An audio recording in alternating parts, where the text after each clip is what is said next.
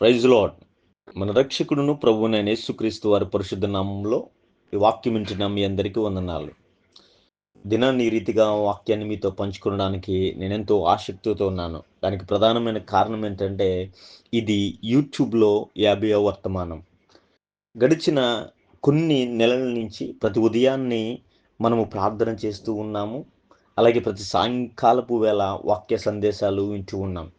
అయితే ఈ వాక్య సందేశాలన్నీ వృధాగా పోకుండా ప్రతి వాక్య సందేశాన్ని కూడా చక్కగా యూట్యూబ్లో బీబీసీ మెసేజ్ అనే యూట్యూబ్ ఛానల్లో సాయంకాలం 7 గంటలకు మనం మరలా వాటిని అందిస్తూ ఉన్నాం.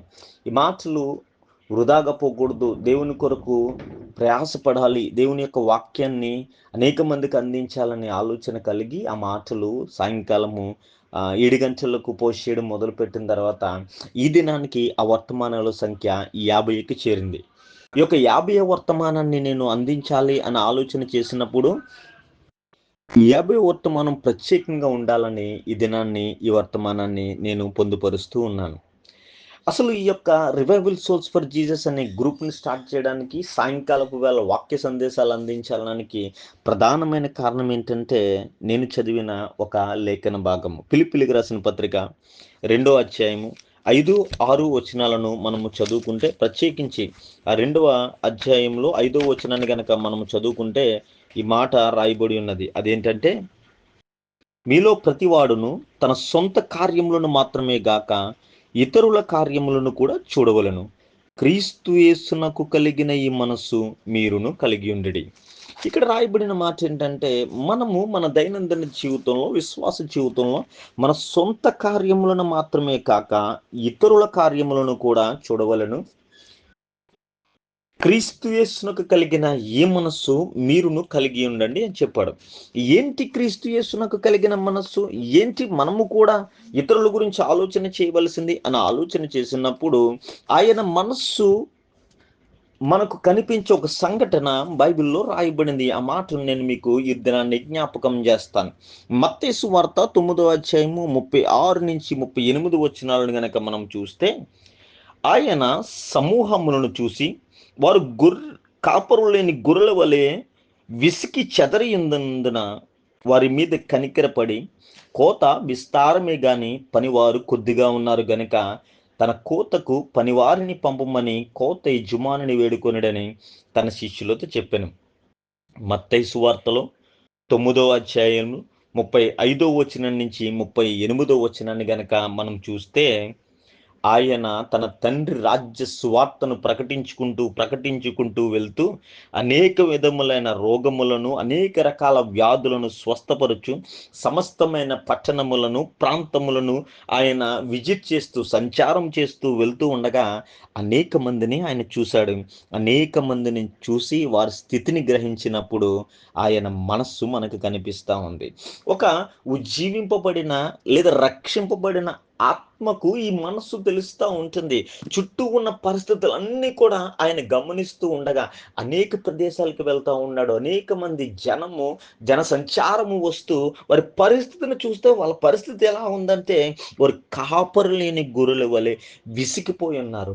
కాపరు లేని గొర్రెల వలె చెదరిపోయి ఉన్నారు. ఎప్పుడైతే వారిని అలా చూశాడో ఆయన ఆత్మ పరితపిస్తూ ఉంది. ఈ చెదరిపోయిన ఆత్మలను, ఈ విసిగిపోయిన ఆత్మలను దేవుని దగ్గరకు చేర్చాలని ఆయన ఆలోచన చేయడం మనం ఇక్కడ చూస్తాం.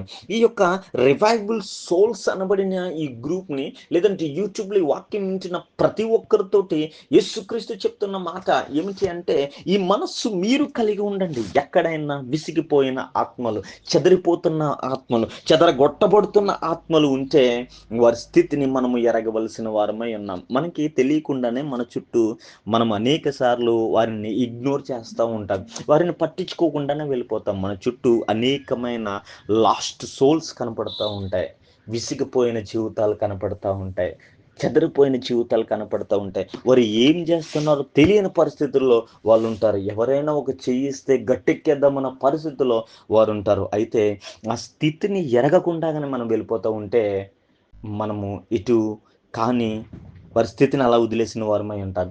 మన కార్యములను మనం చూసుకుంటూ వెళ్తుండగా, మన కార్యములను మనము జ్ఞాపకం చేసుకుంటూ వెళ్ళిపోతుండగా మనకు బహుశా అవేమీ కూడా పంచుపట్టవు. కానీ మనం క్రీస్తును కలిగిన మనస్సు కలిగిన వారైతే పరుల యొక్క కార్యముల మీద కూడా మనము దృష్టి నిలుపుతాం. ఆ మాటను మనము జాగ్రత్తగా గమనించవలసిన వారమై ఉన్నాం. ఇదిగో క్రీస్తు యేసునకు కలిగిన మనస్సు మీరును కలిగి ఉండాలని మనకి వాక్యము సెలవిస్తుంది. ఆయన యేసు మనసు వారి స్థితిని ఎరిగినదై ఉంది. యేసు యొక్క మనసు వారి పరిస్థితిని తెలుసుకుంటూ ఉంది. చుట్టూ ఉన్న వాళ్ళు ఆయన సంచారము చేస్తూ ఒక ప్రాంతాన్ని విడిచి మరొక ప్రాంతానికి వెళ్తుంటే అనేకమైన రోగులు వస్తే స్వస్థపరచు, వారి అవసరతలను తీర్చుతూ ఆయన ప్రతి పట్టణాన్ని కూడా దాటుకుంటూ వెళ్తుంటే అక్కడున్న ప్రతి ఒక్కరు కూడా ఇంచుమించుగా వారి ఆత్మలన్నీ కూడా విసిగిపోయినట్లుగా, వారందరూ కూడా కాపరులను గొర్రెల వలె చెదరిపోతున్నట్లుగా చూసినప్పుడు ఆయన వారి మీద కనికరపడినట్లుగా మనం చూస్తాం.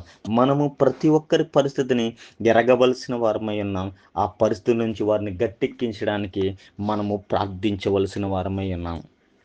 ఇక్కడ మనం చూసినట్లయితే ఆయన చెప్తా ఉంటాడు, వారి వారి కొరకు వారిని కాపాడడం కొరకు మనము ప్రార్థన చేయాలి అనే సత్యాన్ని ఆయన చెప్తా ఉన్నాడు. కోత విస్తారమే కానీ పనివారు కొద్దిగా ఉన్నారు గనక తన కోత కొరకు పనివారిని పంపమని కోత యజమానిని వేడుకొనడని చెప్పాను. అనగా ప్రార్థన చేయమన్నాడు. అనేకమైన ఆత్మలు నశించిపోతున్నాయి. వీళ్ళని రక్షించడానికి అనేకమైన ఆత్మలు చెదరిపోతూ ఉన్నాయి, విసిగిపోతూ ఉన్నాయి. వారి కొరకు ఎవరైనా వెళ్ళాలి, వారిని ఎలాగైనా రక్షించడానికి, రాజ్య సువార్తను ప్రకటించడానికి కొంతమంది వెళ్ళాలి. అయితే దాని కొరకు మీరు ప్రార్థన చేయండి అని శిష్యులతో చెప్పినట్లుగా చూస్తాం. రక్షింపబడిన ఆత్మలు కలిగిన వారు చేసే పని ఏంటంటే ఆ రక్షణ పొందని ఆత్మల కొరకు ప్రార్థన. దానిని ప్రతి ఉదయము కూడా వాట్సాప్ గ్రూప్లో నేను ప్రారంభించడం జరిగింది. యేసునకు కలిగిన మనస్సు ఇటువంటి వారి కొరకు మనము ప్రార్థన చేయాలి.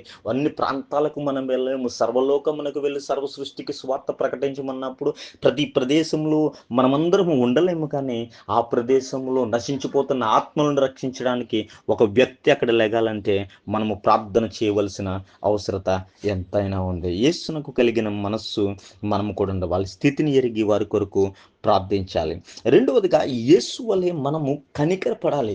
యేసునకు కలిగిన మనస్సు ఇక్కడ చూస్తే ఆయన ప్రతి పరిస్థితిని జాగ్రత్తగా గమనిస్తూనే వాళ్ళ మీద కనికర పడుతున్నట్లుగా మనము చూస్తూ ఉంటాము. అదే మాట రాసి ఆయన జనసమూహములను చూసి వారు కాపరులు లేని గొర్రెల వలె విసికి చెదరి ఉందన్న వారి మీద కనికరపడి. చూడండి, యేసుక్రీస్తునకు కలిగిన మనస్సు ఏంటంటే నశించిపోతున్న ఆత్మలు ఎదురుగుండా పడితే వారి గురించి దిగులు చెందేవాడు. వారి మీద కనికరాన్ని చూపించాడు. కేవలము స్వస్థతలు చెందడమే కాదు, స్వస్థపరచడమే కాదు, స్వస్థతలు చేసిన తర్వాత ప్రతి రోగమును బాగు చేసిన తర్వాత కూడా వారి మీద ఆయన ఆయన కనికర పడుతున్నట్లుగా మనం చూస్తాం. వారి మీద ఆయన జాలి పడుతున్నట్లుగా మనం చూస్తూ ఉంటాం. ఎందుకనంటే ఆయన చేస్తున్న ఆయన ఆయన దేవుడై ఉన్నాడు గనక ఆయన ప్రేమను చూపిస్తూ ఉన్నాడు. ఆయన కనికరపడి చెప్తా ఉన్నాడు, కోత విస్తారమే కానీ పనివారు కొద్దిగా ఉన్నారు గనక తన కోతకు పనివారిని పంపమని కోత యజమానిని వేడుకొనుడని తన శిష్యులతో చెప్పాను. నేను చెప్తా ఉన్నాడు, ఈ విషయాన్ని షేర్ చేస్తూ ఉన్నాడు, శిష్యులతో పంచుకుంటూ ఉన్నాడు ఆ మాటను. ఇదిగో కోత విస్తారంగా ఉంది, పనివారు తగ్గిపోయారు. నశించిపోతున్న ఆత్మలు ఎన్నో ఉన్నాయి, వారిని రక్షించడానికి సరైన కాపరు లేకుండా ఉన్నారు. ఈ గొర్రెలన్నీ చెదరిపోతూ ఉన్నాయి. ఈ లోకంలో ఉంటున్న వైభోగాల కొరకు, ఈ లోకంలో ఉన్న ఆనందాల కొరకు, తుచ్చమైన వాటి కొరకు ఈ గొర్రెలన్నీ కూడా పరుగులు పెడుచు ఉన్నాయి. చెదిరిపోని విసిగిపోని వారి ఆత్మలన్నీ. వారి గురించి మనము కోత కోత యజమానుని వేడుకొనాలి అంటూ ఆయన ఆ విషయాన్ని వారితో పంచుకుంటూ ఉన్నాడు. It is called sharing. తను కలిగి ఉన్న బర్డెన్ని ఇతరులతో పంచుకుంటూ ఉన్నాడు. ఏదైనా నీ గ్రూప్ని స్టార్ట్ చేయడానికి ప్రతి సాయంత్రం పూట ఇవే మాటలు మరలా యూట్యూబ్లో యాడ్ చేయడానికి కారణం ఏంటంటే ఇది ఒక బర్డెన్, షేర్ చేసుకోవాలి. ఒకరితో ఒకరు ఒక్కొక్కరు దాన్ని పంచుకోనాలని. నాకు కలిగిన భారంను పంచుకోవడానికి నేను ఒకరినొకరిని యాడ్ చేస్తే ఆల్మోస్ట్ 130 మంది ఈరోజు వాట్సాప్ గ్రూప్లో ఉన్నారు. అలాగే 1600 మంది యూట్యూబ్లో ఛానల్లో ఉన్నారు. వీళ్ళందరితో మనం చేస్తున్న పని ఏంటంటే మనం పంచుకుంటూ ఉన్నాం. యేసునకు కలిగిన మనసు ఎక్కడైతే ఆత్మ నశించిపోతుందో వారి స్థితిని ఎరిగి వారి కొరకు ప్రార్థన చేయాలి, వారి కొరకు వేడుకొనాలి అని మనము షేర్ చేసుకోవాల్సిన అవసరం ఉంది. ఒకరి బర్డెన్ ఒకరు మనం ఇతరుల గురించి కూడా మనం పంచుకోవాలి. ఎవరికైనా ఏదైనా అవసరం ఉంటే వారి కొరకు మనం ప్రార్థించాలి. ఎవరి దగ్గరైనా ఏదైనా తలాంత్ ఉంటే మనము పంచుకోనాలి. అందుకనే నేను ప్రసంగికుడు అయినప్పటికీ కూడా నాతో కలిసి 2, 3, 4 వర్తమానాలు అందిస్తూ ఉంటారు. నేను ప్రార్థన చేసే తలాంతు కలిగిన వాడైనప్పటికీ కూడా చెల్లుల్ని, తమ్ముడుల్ని, అక్కల్ని, ఆంటీలు అందరినీ అడిగి ప్రార్థన చేస్తూ ఉంటాను. ఇది పంచుకునడం. యేసునకు కలిగిన మనస్సు ఏంటంటే నశించిపోతున్న ఆత్మల భారమును పంచుకోవడం. యేసుక్రీస్తు జీవితాన్ని చూసినప్పుడు ఆయన జీవించినంత కాలం అనేక మందిని ఆయన వెలిగించి ఆయన వెళ్తూ వెళ్తూ శిష్యులకు బాధ్యత ఇచ్చాడు. Go you in to all the world and preach the gospel, I'll be with you అని చెప్తా ఉన్నాడు. Go in to all the world, మీరు సర్వలోకంలోకి వెళ్ళి సర్వ సృష్టికి స్వార్థ ప్రకటించండి అని ఒక గ్రేట్ కమిషన్ శిష్యులకు ఇచ్చి వెళ్ళినట్లుగా మనం చూస్తాం. ఆయన కలిగిన బర్డెన్ని, ఆయన కలిగి ఉన్న భారమును, ఆయన కలిగి ఉన్న కనికరాన్ని ప్రజల మీద ఆయన తన శిష్యులతో పంచుకున్నట్లుగా చూస్తాం. రివైవల్ సోల్స్ ఫర్ జీసస్ అనే గ్రూప్లో ఉన్న ప్రతి ఒక్కరితోటి, ఆ గ్రూప్లో ఉన్న ముఖ్యమైన ఆలోచన ఏంటంటే ప్రతి ఒక్కరితోటి వాక్యాలు పంచుకోవాలి. ఒకరి వర్తమానం అందిస్తారు, కానీ 130 మంది విని 130 మందికి ఒక్కొక్కరికి పంచాలని ఆలోచన చేస్తూ ఉన్నాం. కొంతమంది ఇప్పటికే ఆ పనిలో భాగస్థులైనారు. ఇప్పటికే అనేక మంది ఆ ప్రాంతాలకు తెలియని వారికి ఆ వాక్యాలు, వర్తమానాలు షేర్ చేస్తూ ఉన్నారు. ఇది దేవుడు నేర్పించింది. ఇందుట్లో మనకి ప్రార్థన చేయమని చెప్తా ఉన్నాడు, షేర్ చేయమని కూడా మనకి చెప్తున్నట్లుగా ఆయన చెప్తూ ఉన్నట్లుగా మనం చూస్తాం. యేసుక్రీస్తునకు కలిగిన మనస్సు ఏంటంటే ఆయన భారమును ఇతరులతోటి పంచుకుంటూ ఉంటాడు. ఆయన ఒక్కడే భారమును మోసేయాలని కాదు, కానీ ఆ భారమును, ఈ స్వార్థ భారమును ఇతరుల మీద పెట్టడం మనం చూస్తాం. ఒక్కొక్క ప్రాంతానికి పంపించి వారికి మరలా బాప్తిస్మ ఇచ్చి వాళ్ళు మరలా టీచ్ చేసి అనేక మందిని శిష్యులుగా చేయమని ఆయన చెప్తూ ఉంటాడు. ఇదే మనము చేస్తున్న పని. మూడవదిగా క్రీస్తునకు కలిగిన మనస్సు. యేసు కొరకు జీవింపబడిన ఆత్మలలో మనము చూస్తే యేసు వలె మనము వారి స్థితిని ఎరిగిన వారమై ఉండాలి. యేసు వరే వారి మీద కనికరపడాలి. యేసు పనిలో మనము భాగస్థులు కావాలి. ఆయన చాలా క్లియర్గా చెప్తా ఉన్నాడు, కోత విస్తారమే కానీ పనివారు కొద్దిగా ఉన్నారు కనుక తన కోతకు పనివారిని పంపమని కోత యజమానిని వేడుకొనిడని తన శిష్యులతో చెప్పాను.